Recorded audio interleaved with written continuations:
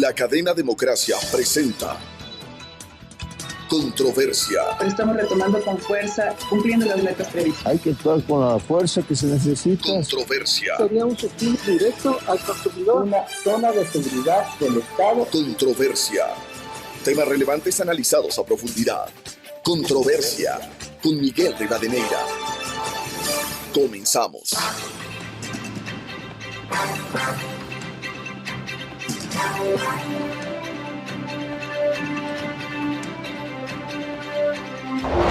Y por otro juicio penal. Un saludo cordial a los seguidores del programa Controversia en Escena a través de Exa FM, Democracia M y Democracia TV. Preocupados más de un tema inevitable como es la seguridad ciudadana de los ecuatorianos en medio de un conflicto armado interno que ha cobrado vidas y violencia en el Ecuador. Sin embargo, de alguna manera nos hemos descuidado como sociedad en volver a analizar un tema fundamental que debiera ser el eje transversal en una sociedad como es el mejoramiento de un sistema educativo, la calidad de la educación en el Ecuador. Por ello queremos plantear en este programa los grandes desafíos que tiene el sistema educativo, la educación inicial, media, universitaria, cuánto ha mejorado, si ha mejorado, la calidad de la educación en los últimos años, partiendo de un referente del 2020 que entramos en una pandemia por el COVID-19. Es importante señalar que sin cambio en la educación, sin contar con una educación de calidad, es muy difícil avanzar en una sociedad en desarrollo. Y por ello planteamos estas inquietudes, también en medio de los prolegómenos de un proceso electoral en donde vienen las mismas propuestas que no cuajan después en una administración. ¿Cuánto ha cambiado la educación? ¿Cuánto ha mejorado luego de la pandemia? Queremos despejar con tres invitados hoy. La doctora Rosa María Torres, una reconocida educadora, consultora internacional, ex ministra de Educación.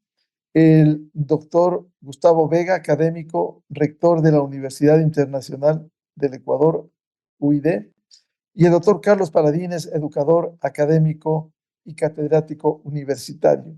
Bienvenida, bienvenidos. Quiero partir de al menos dos insumos importantes que han sido puestos en análisis. La semana anterior, en la Universidad Internacional del Ecuador, el doctor Gustavo Vega presentó esta obra, La Universidad, Sustancia y Circunstancia, que es un gran aporte de la vida universitaria a la que pretendemos llegar a analizar luego de todo este proceso de la educación.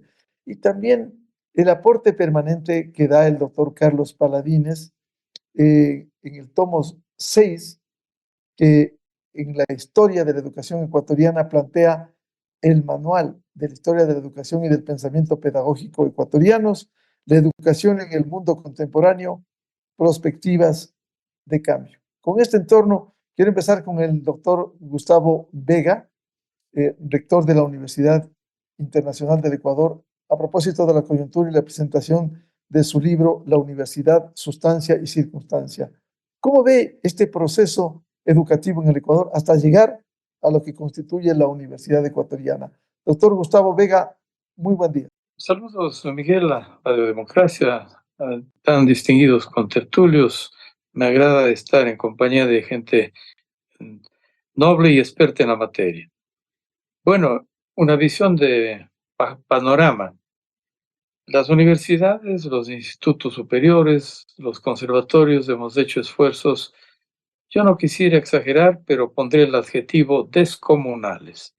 Las públicas debatiéndose entre la penuria y la necesidad de ofrecer calidad, las escuelas politécnicas trabajando en trance de buscar los mejores laboratorios, los conservatorios, los institutos especializados en artes, interesados en que la cultura es parte de la esencia misma de la nación, que es parte del genoma de una nación.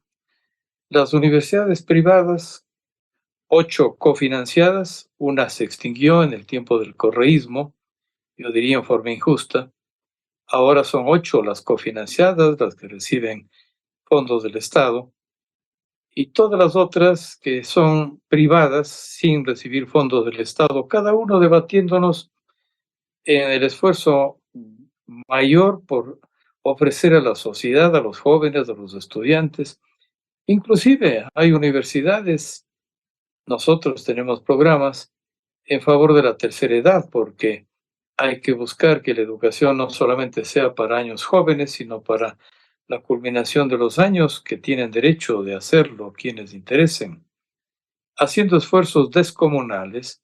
Y sin embargo, un país a la deriva, un país en bancarrota, que crecerá el 0.3% del PIB, según la predicción del Banco Monetario Internacional, del Fondo Monetario Internacional, el país que menos crecerá, un país errático en política, en donde sus gobernantes no son representativos de la mayor calidad que la Universidad Ecuatoriana pudo haber ofrecido.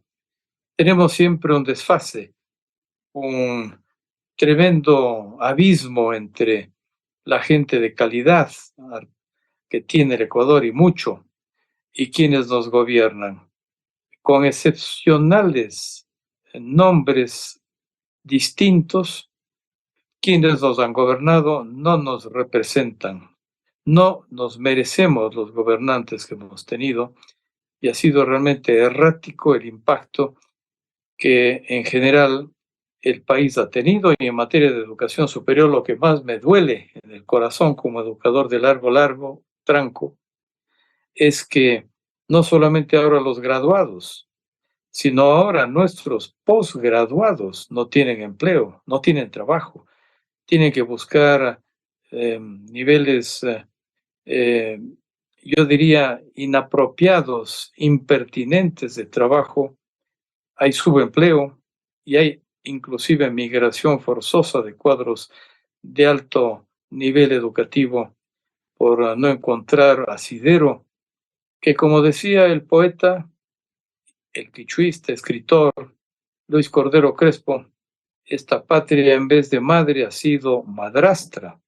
Así un overall general, Miguel, en esta visión inicial de conversación, de la cual sin duda aprenderé mucho de nuestros colegas contertulios. Doctor Gustavo Vega, para llegar a la actual Universidad Ecuatoriana hay que pasar por un proceso educativo que ha sido observado en el Ecuador y que demanda cambios dentro de procesos más allá de las administraciones de turno, que permita avanzar, como lo han hecho otros países, incluso pequeños, procesos en donde se adquiera calidad en la educación desde la educación inicial, doctor Gustavo Vega. En efecto, hay 7.631 carreras que las universidades, escuelas politécnicas, los institutos superiores, conservatorios de tercer y cuarto nivel le ofrecen al país. 7.631 carreras. En el 2023, la Fundación Esquel escrutó 1.095 carreras que se lanzaron a la sociedad, de las cuales 414 son de posgrado y 681 de pregrado, hablando exclusivamente del 2023. Sin duda que esto abona en el sentido de que la UNESCO ya hizo una predicción. En los 25 primeros años de vida del siglo XXI habrá un 75% de carreras nuevas en comparación a los 25 últimos años del siglo XX. Cada vez más tenemos que diversificar la oferta, ofrecer carreras con calidad y con contenido distinto que las tradicionales. Y eso porque el conocimiento se ha dispersado, el conocimiento ha crecido en serpentín y no podemos seguir ofreciendo carreras repetitivas. Sin embargo, sin duda, tiene que haber una lógica para que carreras de tradición se mantengan. Siempre necesitará un país de ingenieros, médicos, arquitectos, economistas, abogados. Está bien, pero la diversificación tiene que entenderse en la especialización que hay que tener en cada una de las carreras. Por ejemplo, nosotros no tenemos jueces especializados en la lucha contra la corrupción o el narcotráfico. Necesitamos especializar cierto tipo de carreras que la necesidad del país y del mundo exige. La inteligencia artificial, cruzándolo con la ética y la regulación, que es indispensable, necesita nuevos cuadros. Por tanto, una especie de asociación entre tradición e innovación se exige de las universidades. Claro, la vocación de los bachilleres es un tema complicado. A veces la vocación se extingue en lo que podría ser un pálpito del mercado más que una devoción que nazca desde dentro del bachiller. Y tantas veces que además son las vocaciones presionadas por la familia. Es clásico en la historia de la literatura, el padre de Franz Kafka, se conmemoran 100 años de su muerte. El famoso escritor checo que escribió en alemán fue presionado por el padre a estudiar derecho. Pasa en muchas familias, gente que es presionada a estudiar ingeniería y descubre un talento de escritor casi al final de los años de estudio y tiene que hacer un golpe de timón. Sin embargo, en efecto, creo que es necesario ponerle mucho más énfasis en aquellas carreras que necesita desarrollo el país: la agricultura, la ganadería, la silvicultura, la acuicultura, la pesca. Manta figura como la capital mundial del atún. La acuicultura en el Ecuador es una potencia y creo yo que nuestra misión de universitarios es sortear la báscula, la bisagra, que abran las puertas tanto de la tradición consolidada. Tenemos que seguir produciendo músicos, pues si no este país sería insípido, gamuapi, para darle un quichuismo. Tenemos que seguir produciendo músicos y de la más alta calidad, pero a la vez tenemos que buscar innovaciones para que todas las ofertas que el conocimiento ha crecido con un vértigo impresionante no desfase la capacidad de poder ofrecer una transformación como exige la noción básica de la universidad. Ortega definía a la universidad como la conciencia crítica de la sociedad. Institución perversa, decía Hernán Malo, institución anti-establishment, o como Jacques Derrida definía la universidad, es la institución que no tiene condiciones, porque el mercenariato intelectual es perverso. Si es que el universitario se vende al mejor postor, si empieza a dar el nombre de campus universitarios a los presidentes de turno, está perdido. Si empieza a adular, a mimar al poder transitorio, eso quiere decir que la intelectualidad se ha perdido y que el mercenariato intelectual que riña con la libertad de cátedra que exige una universidad por tradición ha fracasado. En esa lucha tenemos que estar como cruzados todos los días. No podemos vendernos ni al peor al mejor postor. Una lucha ética junto con una lucha en favor de la sabiduría y el conocimiento. Bienvenida a la doctora Rosa María Torres, educadora, consultora internacional, ex ministra de Educación. ¿Cómo ve este panorama de la educación? El doctor Gustavo Vega nos ha descrito el tema universitario fundamentalmente. Sin embargo, es importante ver el escenario en general de la educación partiendo de la educación inicial. ¿Cuántos cambios se han hecho? ¿Ha mejorado? ¿En qué nivel estamos? ¿O simplemente de trámite en la coyuntura para aprobar procesos escolares anuales? Buen día, doctora Rosa María Torres. Buen día, Miguel. Gracias por la invitación.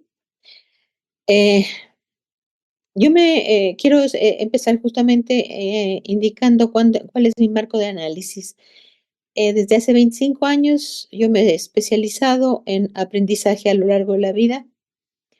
Insisto, es aprendizaje lo que me interesa. Este es el paradigma propuesto por la UNESCO para la educación y los aprendizajes en el siglo XXI.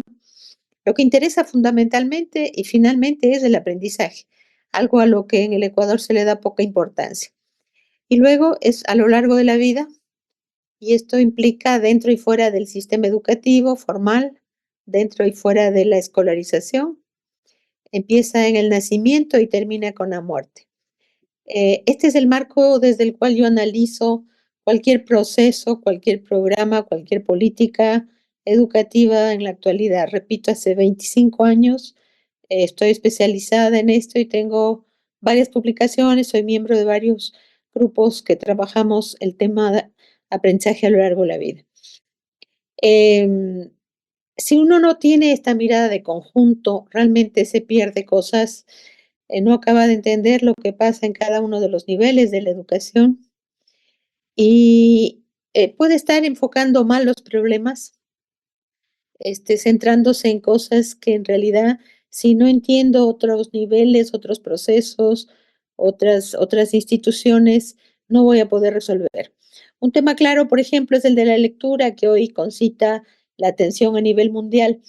En general tiende a creerse, hoy, siempre y hoy sigue creyéndose, incluidos los organismos internacionales, que la lectura es un tema eminentemente escolar.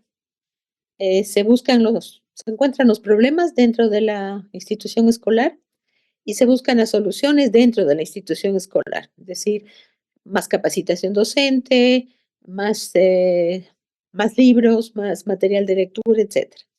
En realidad, la lectura es un proceso que se inicia desde el nacimiento, en la primera infancia y en los primeros contactos con la familia. Los niños empiezan a desarrollar hipótesis sobre el lenguaje, empiezan a desarrollar ideas y prácticas iniciales de alfabetización, de lectura, de escritura. Y ese contacto inicial, que es preescolar, es antes de cualquier contacto con una institución escolar, en esos contactos iniciales se están jugando cosas importantísimas que luego van a tener repercusión dentro de las aulas. Pero si veo la lectura solamente como un problema escolar, como repito, sucede en todo el mundo y sucede en el Ecuador, no voy a poder realmente encarar el tema con la complejidad y efectividad que merece.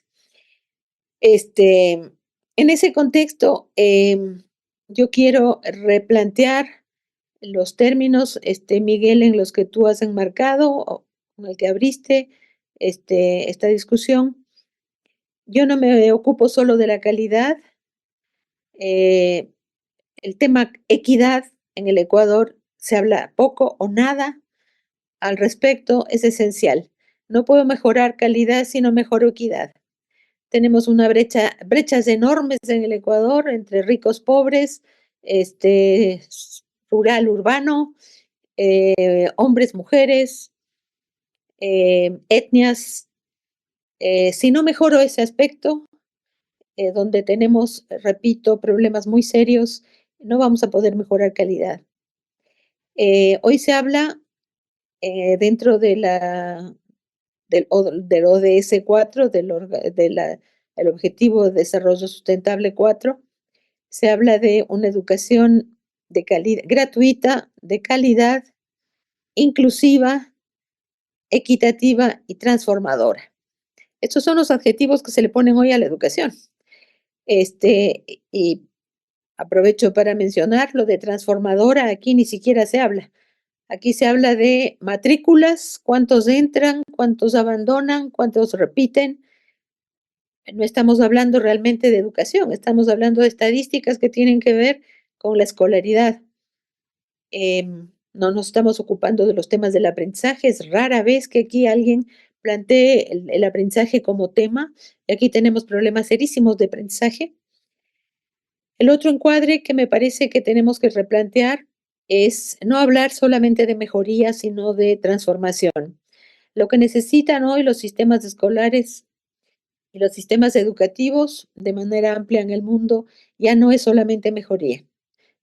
Hay un consenso internacional, Naciones Unidas le ha llamado transformación educativa, ya no es solo mejorar, ya no es solo calidad, ya no es solo mejorar, es transformar. Necesitamos renovar, replantear muchas cosas que tienen que ver con educación a todos los niveles, dentro y fuera de la escolarización. Otra cosa que me parece importante destacar, porque hay que replantear, es que la pandemia sea realmente un punto importante de partida para el análisis. Los estudios actuales, muchísimos estudios hay hoy en día, quizá demasiados, los organismos internacionales que han hecho un frente común y tienen una serie de planteamientos que comparten la mayoría de ellos, están claramente identificando que la pandemia no es el punto de partida de la crisis educativa.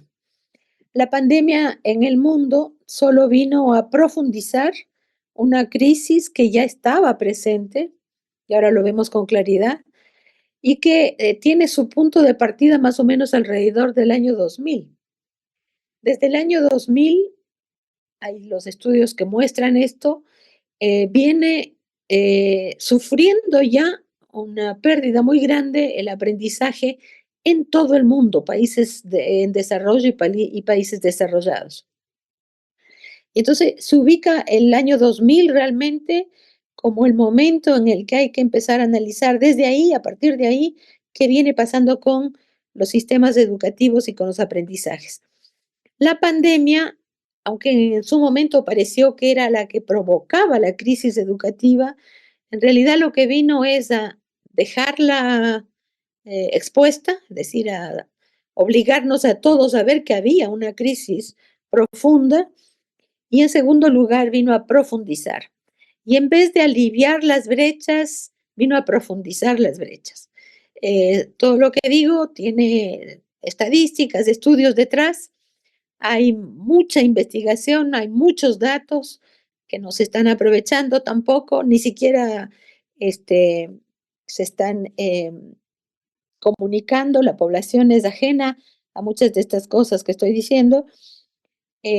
Lo que vemos es que los aprendizajes empezaron a deteriorarse desde el año 2000 y hay varios estudios y especialistas que analizan cuál es el papel de las tecnologías en este deterioro de los aprendizajes. Y hay una cosa muy interesante, y es que alrededor del año 2013, 2015, se ve que hay una caída muy importante en los aprendizajes, sobre todo la lectura, que es hoy el gran problema que se ve como tal a nivel mundial, y que tiene que ver con la generalización de los celulares, de los teléfonos inteligentes. Entonces hay toda una discusión, un debate internacional muy importante que en el Ecuador nos está dando sobre cuál es el papel de las tecnologías y en particular de los celulares en esta pérdida de aprendizajes, pérdida de motivación, pérdida de concentración, pérdida de aprendizaje. En el Ecuador todavía hay mucha gente que sostiene, sigue creyendo que las tecnologías son la gran solución para la educación, que los celulares son una ayuda fundamental desde la primera infancia y desde los primeros momentos. En realidad, la UNESCO es quizá la organización en este momento que está frenando un poco estas percepciones totalmente desubicadas de la tecnología, que ponen a la tecnología como la gran solucionadora. Hay informes muy interesantes de la UNESCO, insisto, UNESCO es la que está llevando la bandera, esta visión crítica de la tecnología que justamente viene a mostrarnos los pros y los contras, aquí sí, a raíz de la pandemia. Se contaba con que la pandemia iba a generalizar la educación virtual. Esto no pasó, entre otras cosas, porque el mundo se asombró de constatar en el año 2020 que 2/3 partes de la humanidad no tenía acceso a Internet. Se creía que era mucho menos, pero las estadísticas mostraron con toda claridad que 2/3 partes de la humanidad, ha rebajado algo esto en los últimos 3 años, no tiene acceso a Internet ni a dispositivos digitales. De manera que la brecha digital es enorme. La posibilidad de una educación virtual fue escasísima para los sectores populares, para los pobres. La brecha creció en vez de disminuyó entre educación pública y privada. Planteo todos estos temas porque son temas mundiales. Esto sucede en todo el mundo. El Ecuador tiene un perfil propio en esta problemática y esto es lo que sería importante discutir. Todo esto que estamos analizando a nivel mundial, bueno, cómo se expresa en el Ecuador, qué cosas hay que informar a la población. Aquí hay un rol importante de los medios que no están jugando en el Ecuador. Los medios no juegan ningún papel en la educación, ni siquiera informando. ¿Qué papel tienen que jugar los ministerios de educación, los ministerios que tienen que ver con sociedad de la información? Todo esto tenemos que analizar. No basta con, por eso repito, no basta con mejorar los métodos de enseñanza, con ofrecer más materiales de lectura, etcétera. Aquí hay un replanteamiento muy fuerte, muy grande que hay que hacer respecto de todo el ecosistema educativo, como se le llama hoy, que, insisto, va más allá de la escolarización. Un problema que yo veo en el Ecuador es justamente el peso enorme que se le da a la educación superior por sobre todos los otros niveles de la educación, las protestas, los reclamos, el interés, las investigaciones se concentran en la educación superior y muy poca atención se le viene dando a la educación básica e inicial, que es donde están, por lo general, instalados los problemas que luego se van a agudizar a medida que se avanza en el sistema escolar.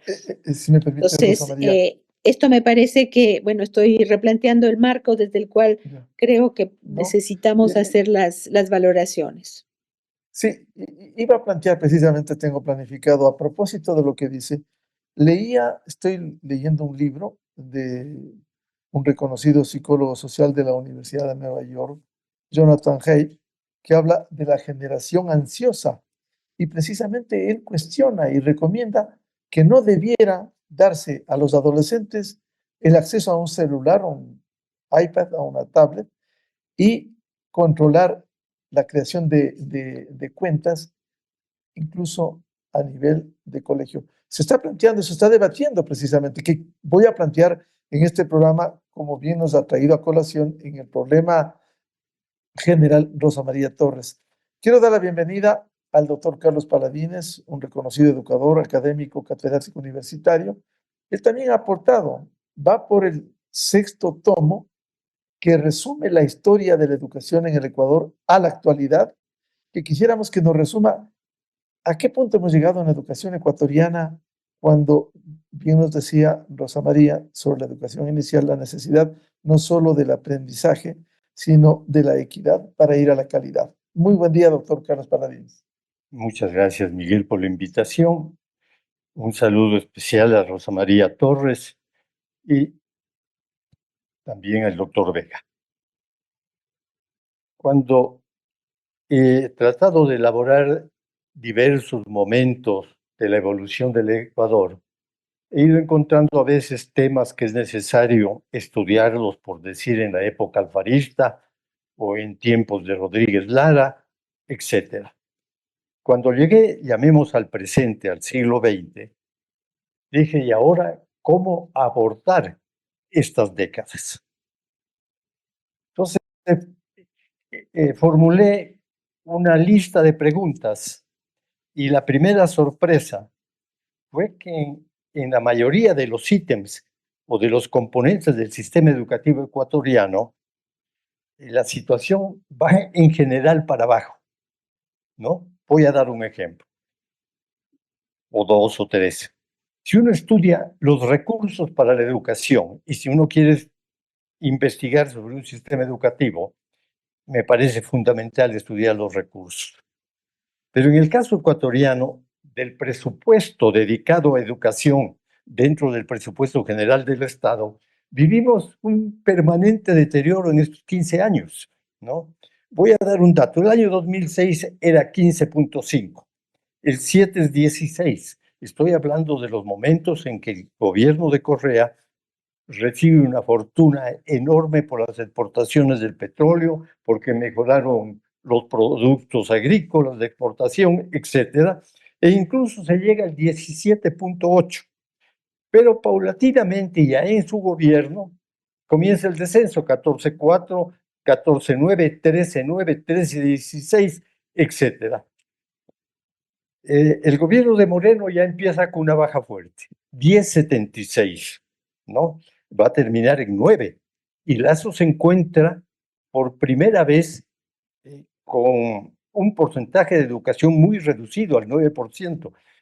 En los años, me parece, 70, 80, teníamos el 29% del presupuesto dedicado a educación. Ya estábamos en el 9%. Actualmente, al menos en el presupuesto, llamemos asignado, porque falta todavía recorrer para conocer el que verdaderamente se consuma, se llegó al 11.24. En breves palabras, del 2006 acá, ya casi 20 años, otra vez estamos estancados, estamos en el 13% y ahora nuevamente en el gobierno de Noboa, 13.20, ¿no? Entonces, cualquier rubro que uno examine se va a llevar la sorpresa del descenso. Si les mostrara cuadros, y para eso hay ya libros y mucha investigación sobre calidad, igual, vamos descendiendo cada año en el rendimiento estudiantil. Les voy a leer, porque es de estos días, las pruebas Ser Estudiante que dirigió Ineval, uno de los resultados, 3 líneas de todas esas pruebas que se hicieron en el país. Según esa entidad, en lengua y literatura, 5 de cada 10 estudiantes que terminan la educación general básica y 8 de cada 10 estudiantes de bachillerato no alcanzan el nivel mínimo de competencias. En un caso, la mitad de los estudiantes no logra el mínimo. En el otro caso todavía es peor. Y en matemáticas da citas similares. Estoy hablando de las pruebas de Ineval, cuyos resultados se conocieron ya en abril del 2024. Entonces, el último dato indica también un colapso en la calidad. En este esfuerzo de ir viendo diferentes elementos de cómo está el sistema educativo ecuatoriano, me dediqué al análisis de textos escolares. Y es igualmente de catastrófico. Y tal vez hasta peor, porque ni siquiera producimos los textos de inglés que se consumen, son comprados desde hace más de 20 años. No sé cómo se hizo ese contrato, por qué ganó alguien que continúa hasta el presente. Si uno analizara la ley de educación, ¿no?, que ya en ese tiempo, cuando salió el 2011, 12 creo que se aprobó, ya hubo fuertes críticas. 2010, octubre de 2010 empezó en una serie de... La LOAS. Ya, como tú dices, en una serie de elementos ya salió. Yo me acuerdo, por ejemplo, las atribuciones al ministro de Educación. Eso es vergonzoso y fue aprobado por una asamblea, ¿no? Fue ley. La ley de educación, mientras más rápido la superemos, mejor. El sistema de evaluación vigente, todas las dificultades que tuvieron cuando se aplica para el ingreso a la universidad, ¿no? Pinchazos creo que le llamaban, ¿no? Es decir, antes de empezar el examen ya lo habían pinchado, ¿no? Y muchos ya conocían el examen o habían comprado el examen para poderlo aprobar y ser aprobados. Y así, los planes y programas, si uno compara los planes y programas, por decir, del 2010, que se han mantenido por no sé cuántos años, y los de ahora, uno dice, ¿dónde está el cambio? Si en alguna materia digan, por decir, que en historia no sean 6 horas, que sean 5.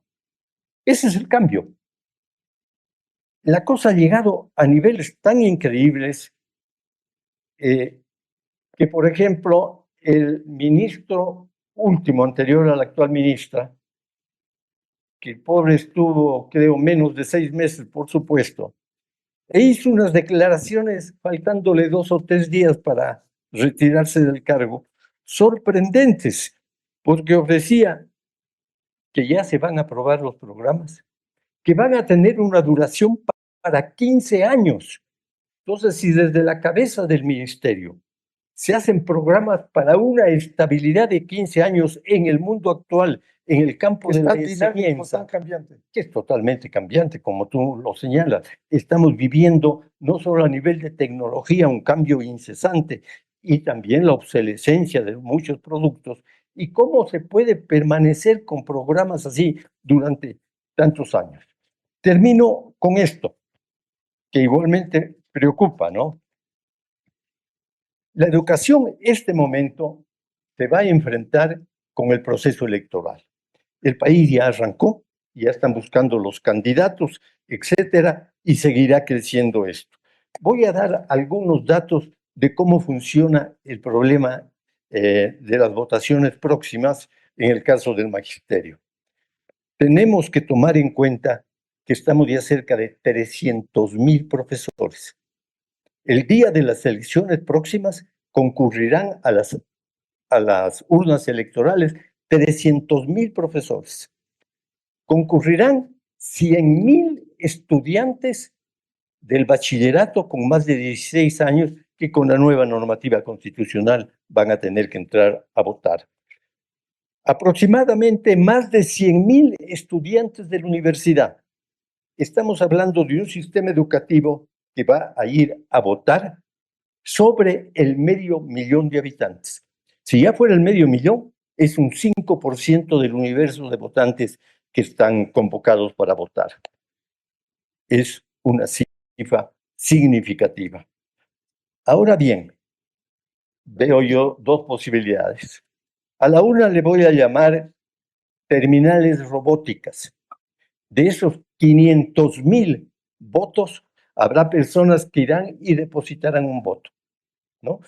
Sin haber discutido, sin conocer lo que ofrecen los candidatos, sin solicitarles información. A eso llamo robótico, ¿no? Es un estudiantado, es un profesorado de universidades, es un profesorado de colegios técnicos robótico. Y corremos ese riesgo. Y ojalá no sea así y el sistema educativo estos días despierte.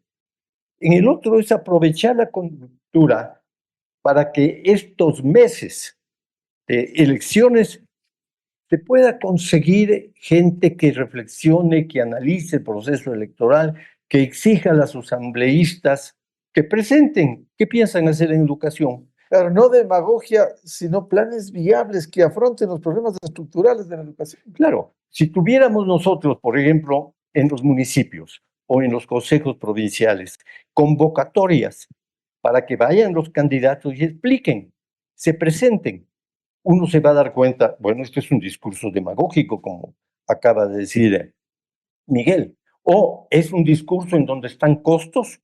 Hacer esto con tal costo, hago constar en qué tiempo se va a hacer, porque no es cuestión de decir se va a hacer algo, sino con qué tiempos, costos, tiempos, con qué personas se va a hacer. ¿Hay equipo o esto es un discurso de los tantos que se consumen en época electoral?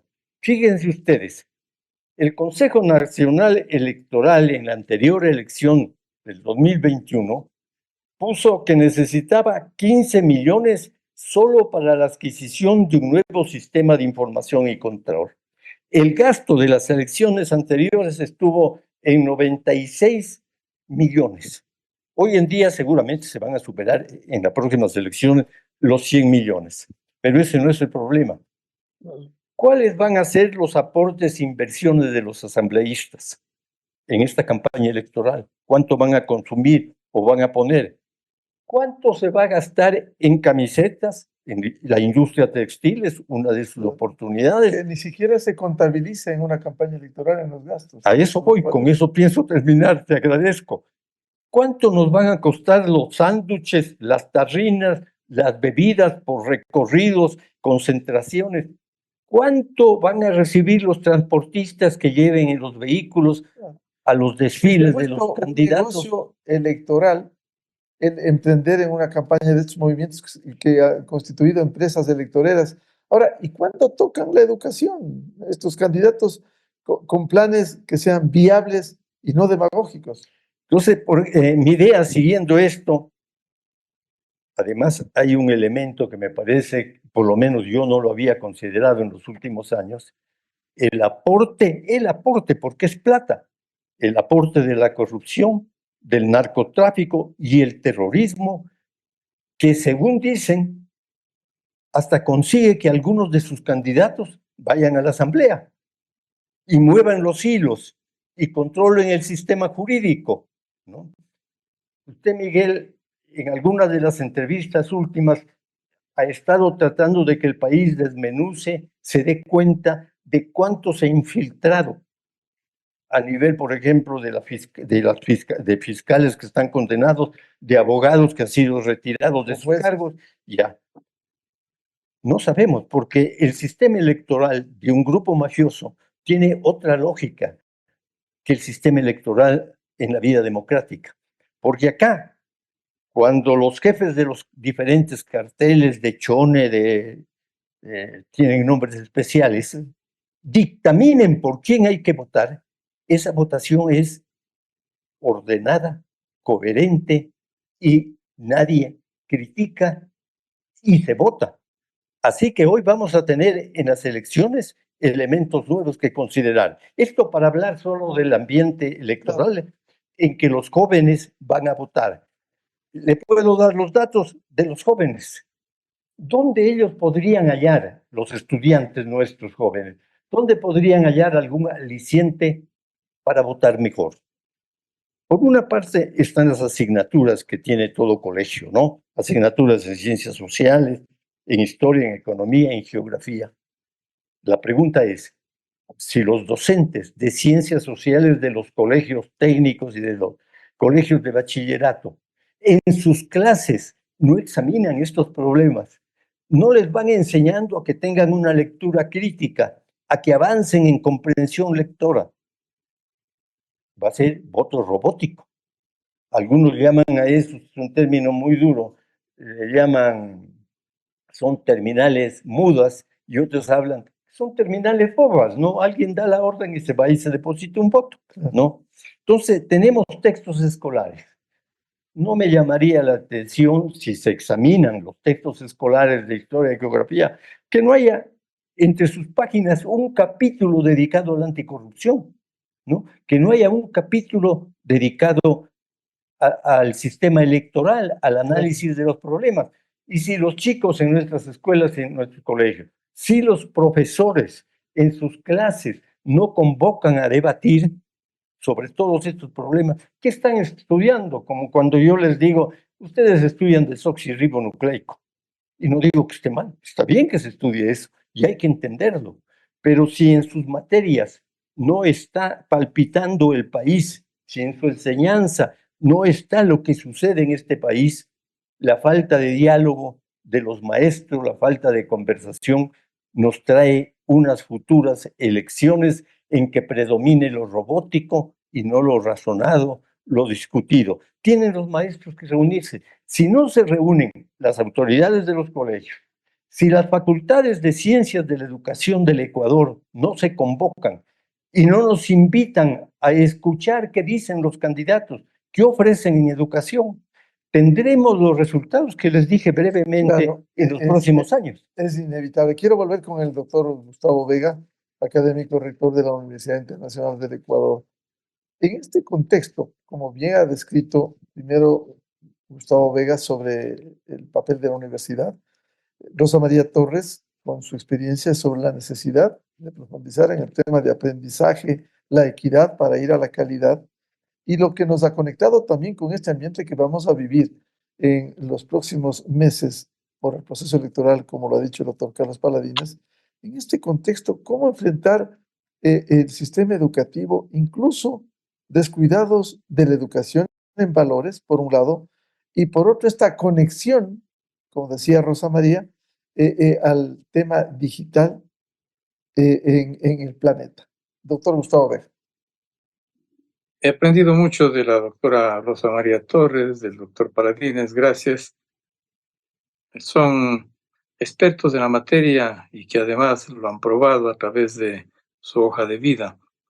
Todavía tengo en la memoria momentos estelares que le pasaron factura cuando se decretara en su momento que los estudiantes ingresaran en horas más humanas a las escuelas y colegios, cuando se evitara ese madrugón que se vuelve insalubre para los estudiantes en base a un sistema escolar que solamente quiere vigilar y castigar siguiendo a Michel Foucault.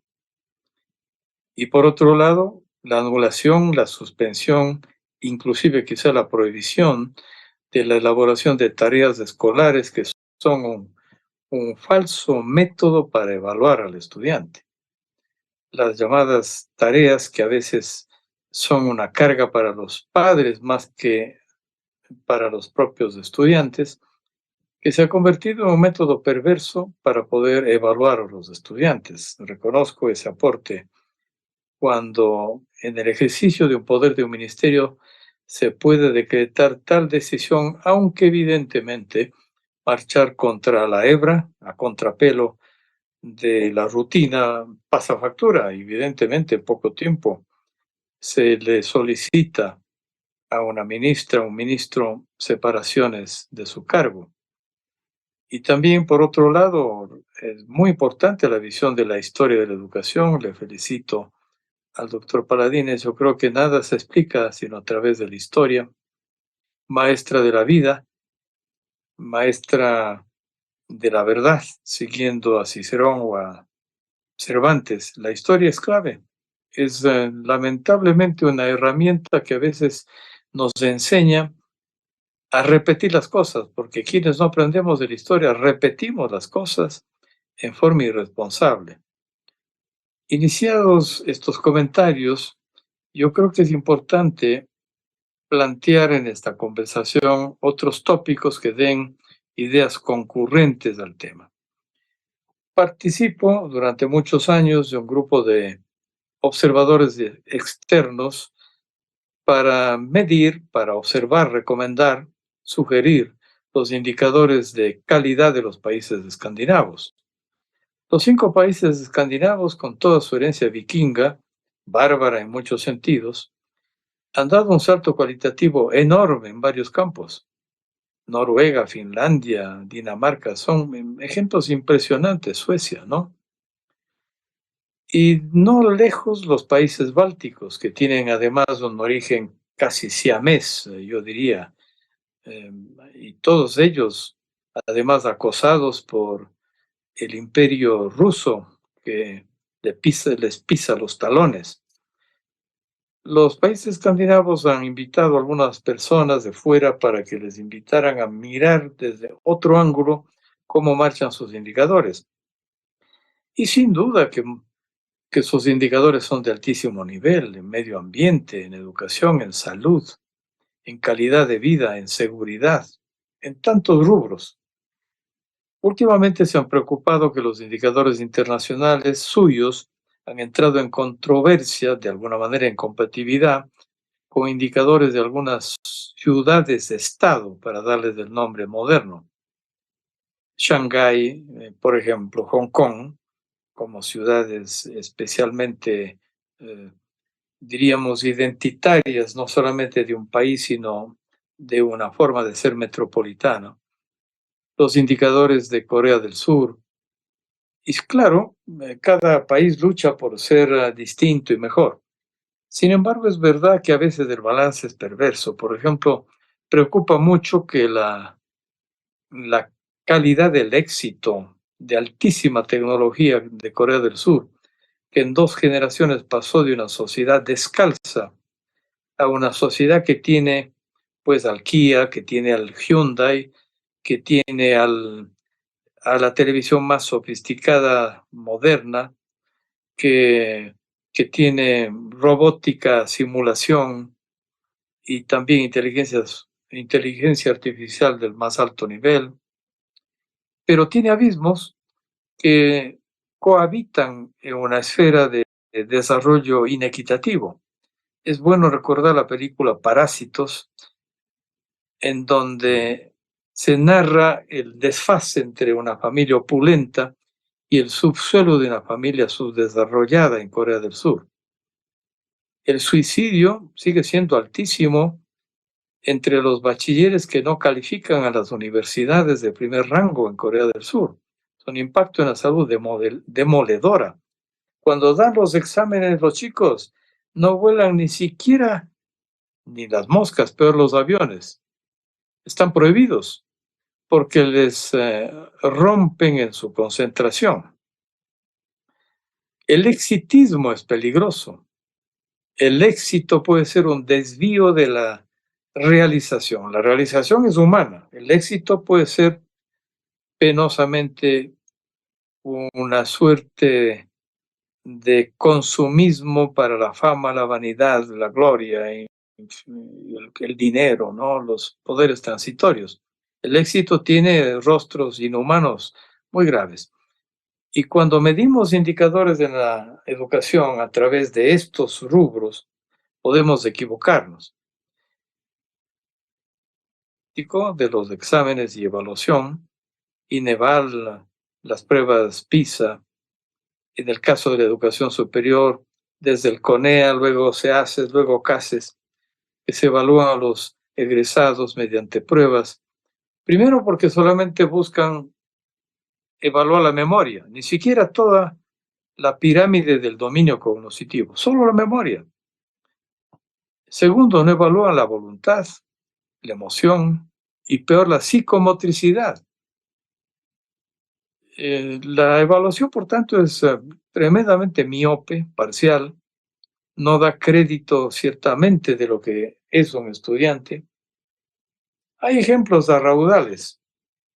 La escritora de mayor éxito en la historia de la humanidad es J.K. Rowling, entre paréntesis, para tocar el tema de la equidad, que bien lo trajo la doctora Torres. Se le recomendó firmar en masculino porque si firmaba en femenino no se vendían sus libros.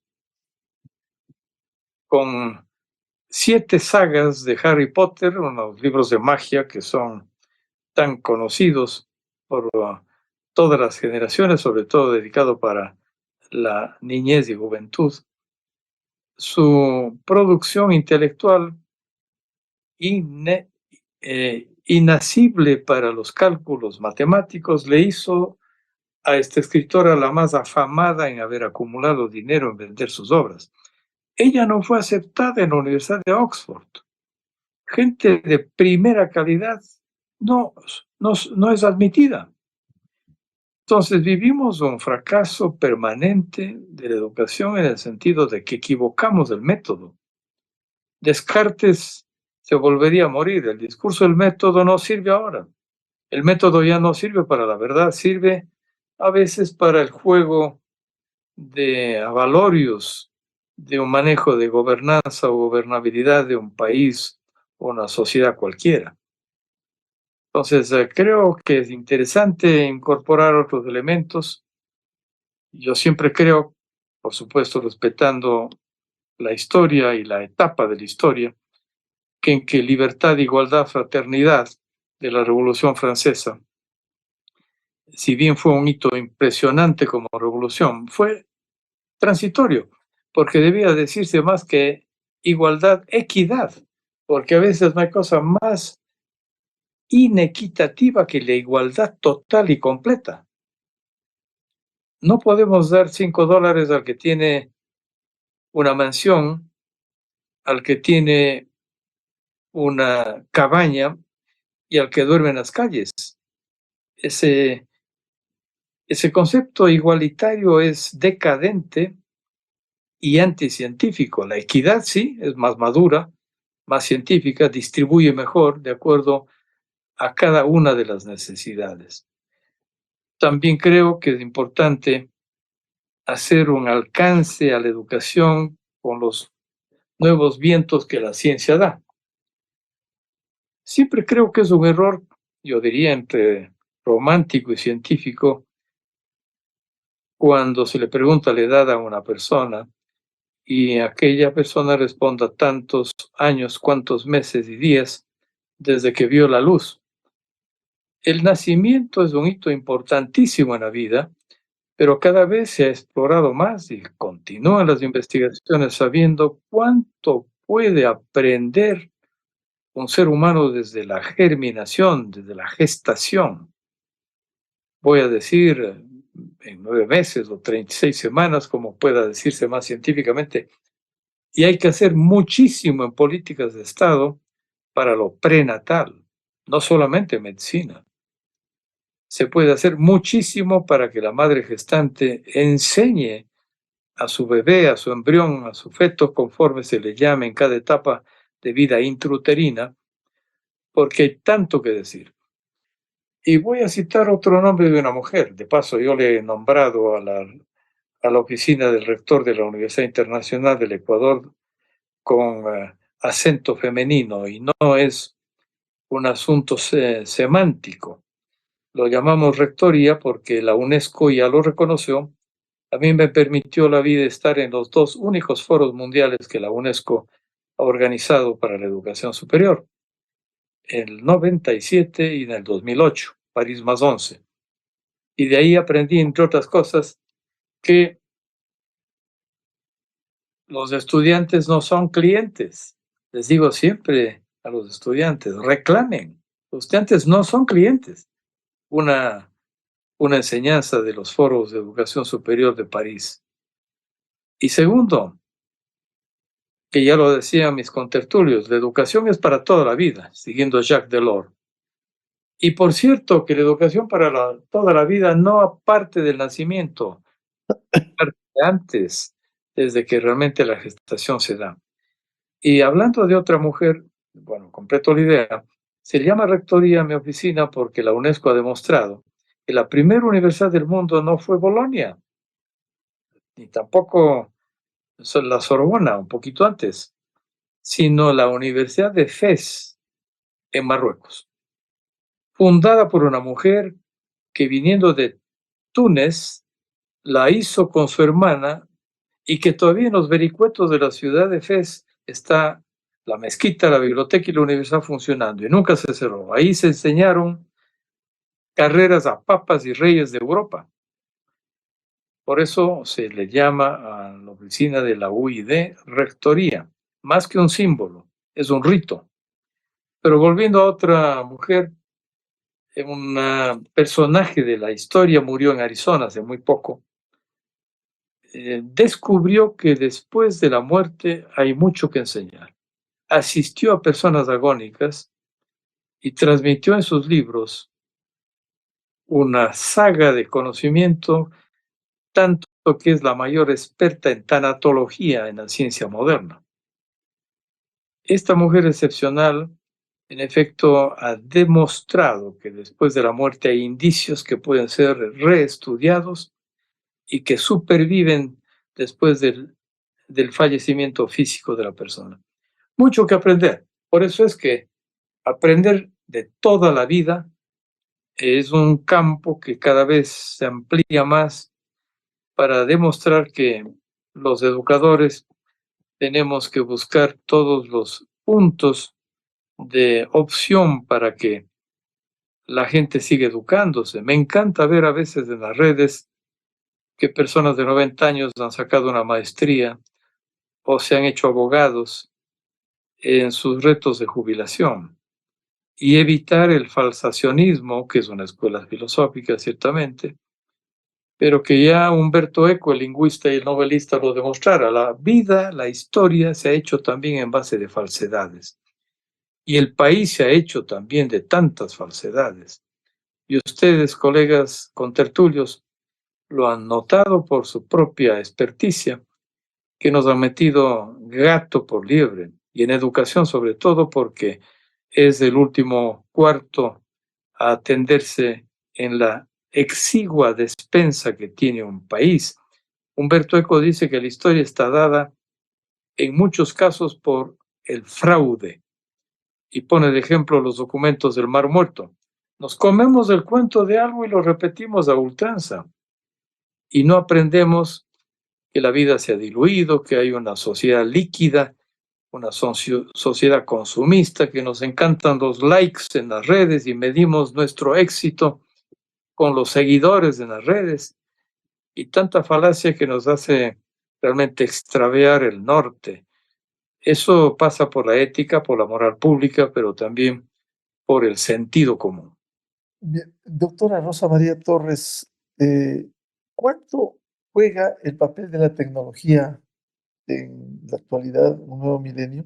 ¿Cuánto beneficia o lastima el acceso a los aparatos digitales, a los aparatos inteligentes, de manera especial en los adolescentes? Citaba a propósito de su señalamiento anterior, lo que en este libro, Generación Ansiosa, de Jonathan Haidt, hace notar que incluso debiera llegarse, por las distorsiones que se han dado, a una prohibición inicial en estos accesos. Sí, este es un tema complejo, importantísimo, que en el Ecuador tenemos que tomarnos la molestia de empezar a debatir con hechos, con datos, con lecturas, con información.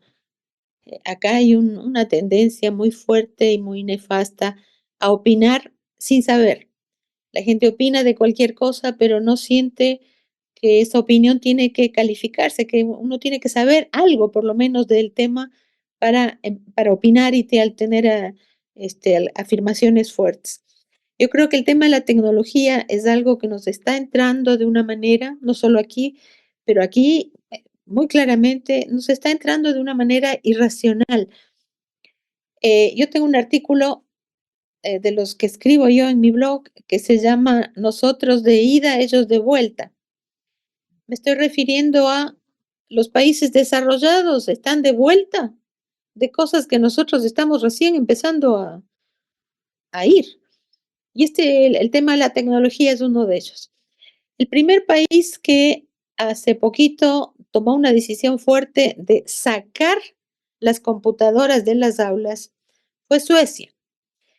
Yo estuve en Suecia justamente en el año 2000, cuando hubo un momento muy importante que fue todas las escuelas tuvieron, fue el primer país a nivel mundial que tuvo todas las escuelas con equipamiento de computadora e internet. Esto gracias a que decidieron apoyarse en los jóvenes para que los jóvenes alfabeticen digitalmente a los adultos. Fue un proceso sumamente interesante, muy aleccionador, del cual yo escribí entusiasmada porque pues nos abría luces a todos. Bueno, el primer país que acaba de sacar las computadoras de las aulas es Suecia. ¿Por qué? Porque empezaron a ver los efectos negativos de tener las computadoras en las aulas desde hace bastante tiempo ya y vienen monitoreando eso. Los niños, los chicos ya no querían salir al recreo. Querían quedarse en el aula con la computadora. Los profesores no querían salir a los recreos. El uso de la pornografía o el aprovechamiento de las computadoras para ver pornografía en horas de recreo se volvió una cosa generalizada.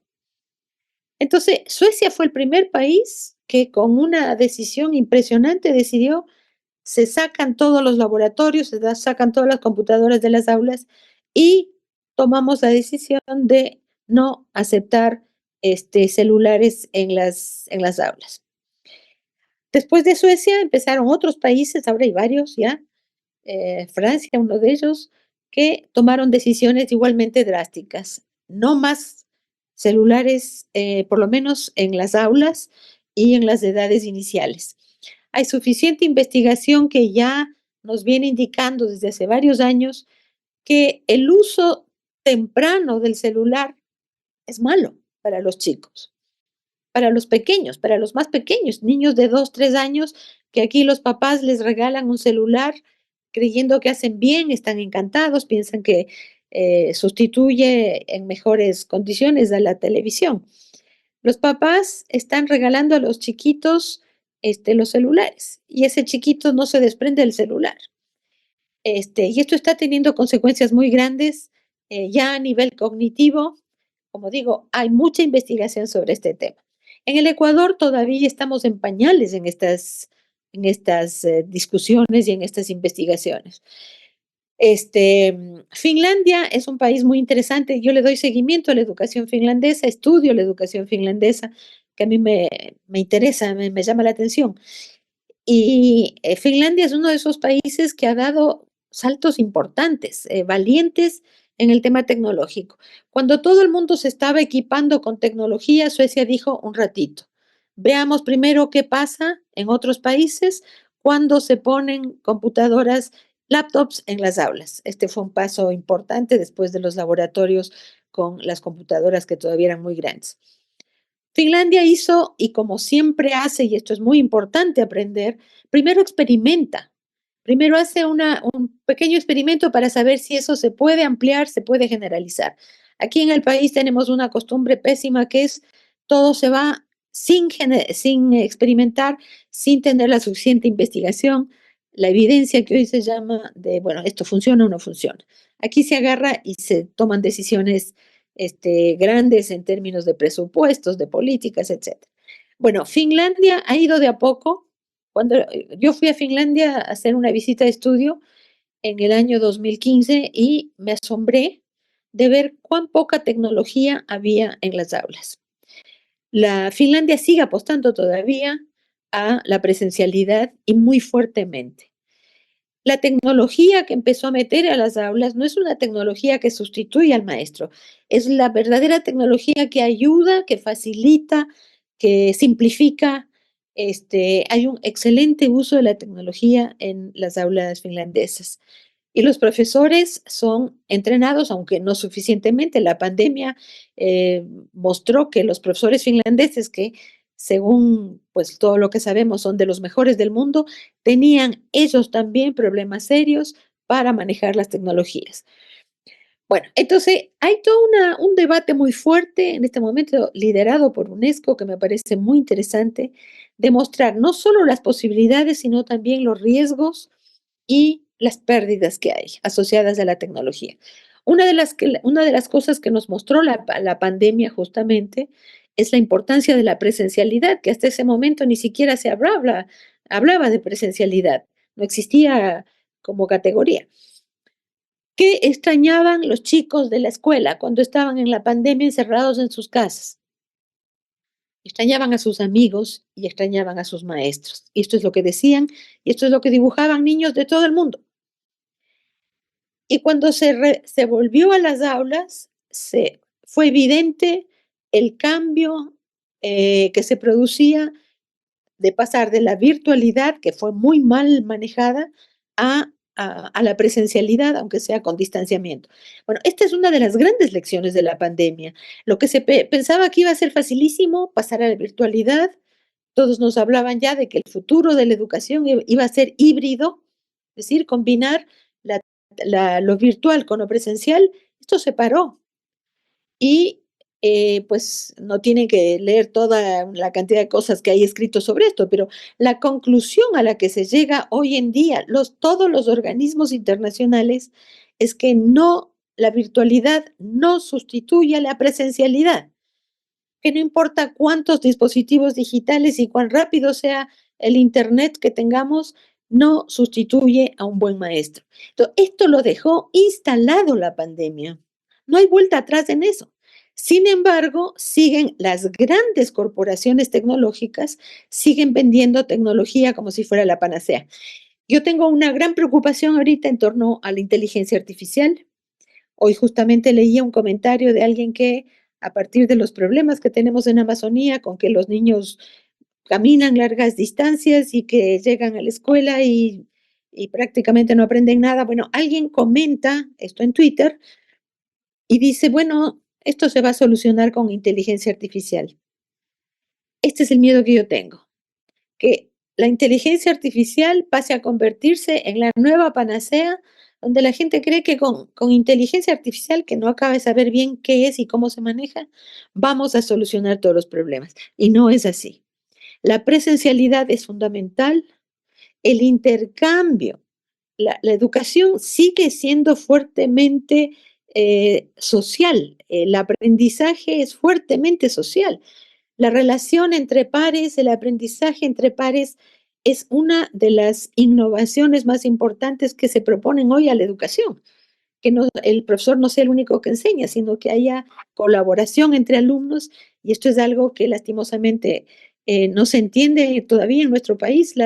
la escuela unidocente, que es tan cuestionada y tan despreciada, tiene una gran ventaja. Y es que la escuela unidocente es planteada hoy en el mundo, en muchos lados, como una solución realmente transformadora porque promueve el aprendizaje y la colaboración entre pares.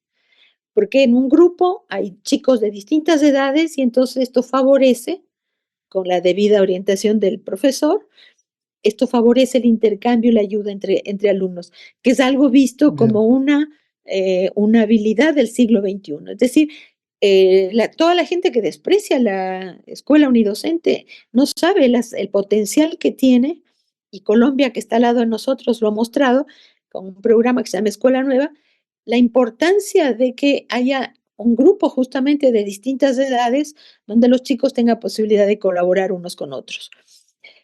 No más Doctor, competencia, tenemos que entrar a la colaboración.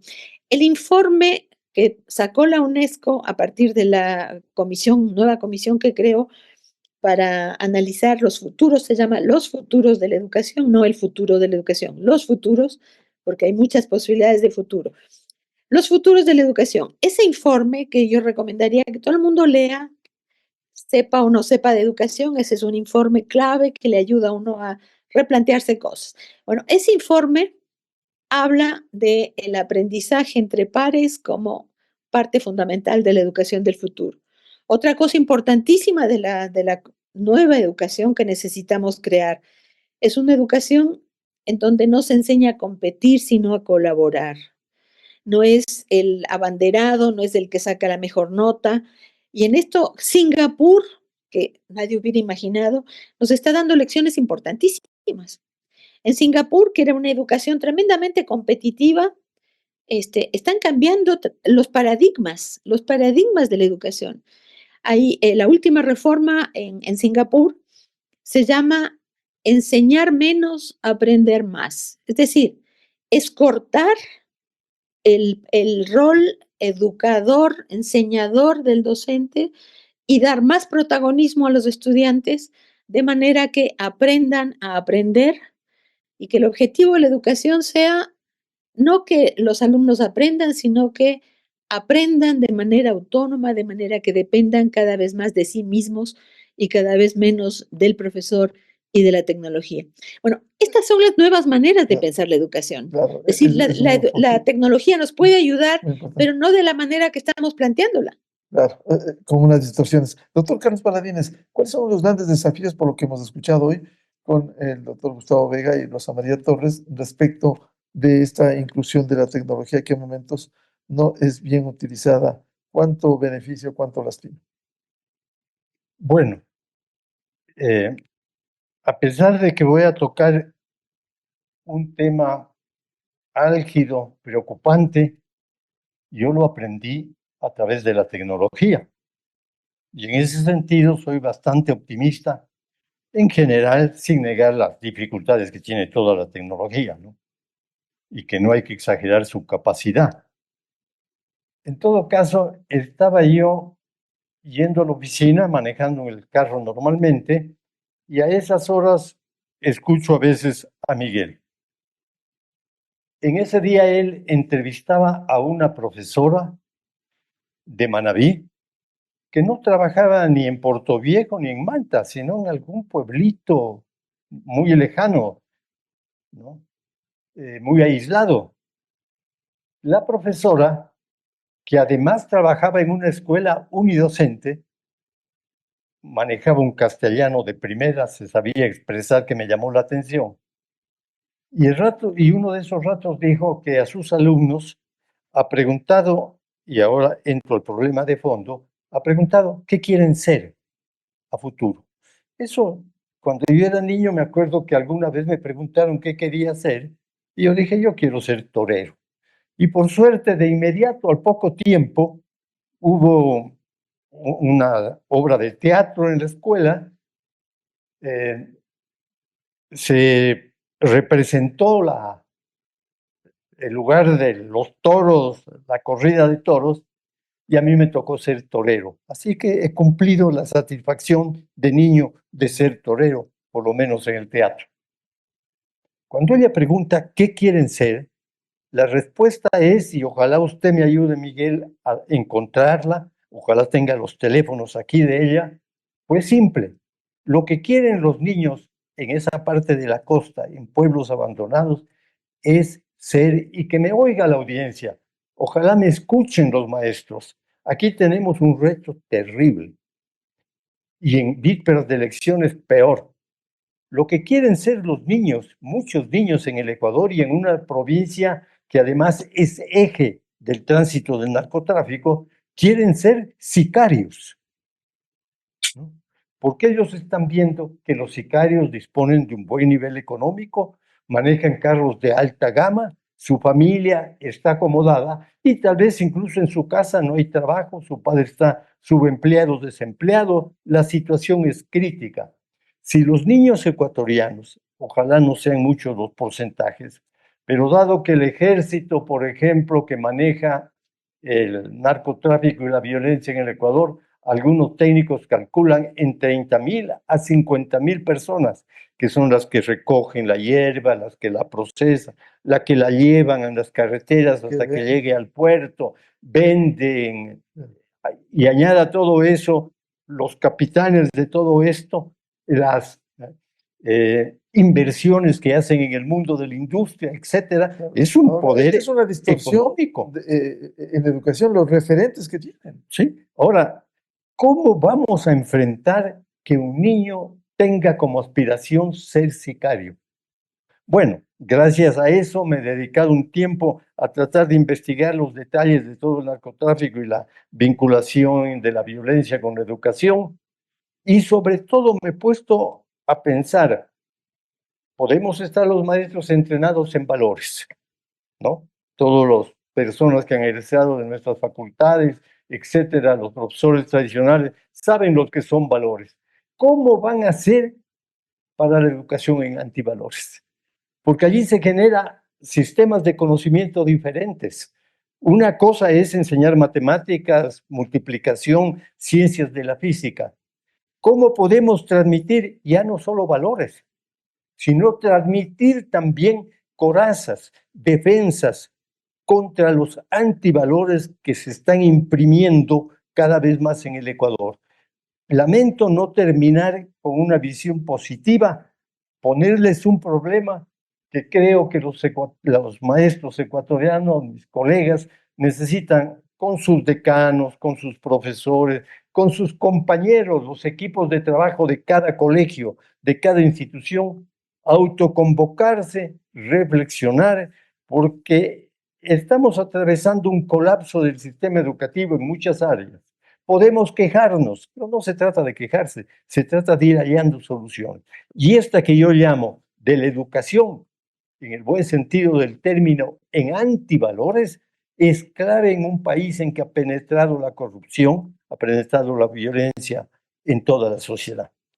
Esos son, entre otros, los grandes desafíos de la educación. Ir al fondo del problema, como bien nos han ilustrado hoy estos reconocidos educadores, la doctora Rosa María Torres, consultora internacional, exministra de Educación, el doctor Gustavo Vega, académico, rector de la Universidad Internacional del Ecuador, y el doctor Carlos Paladines, educador académico y catedrático universitario.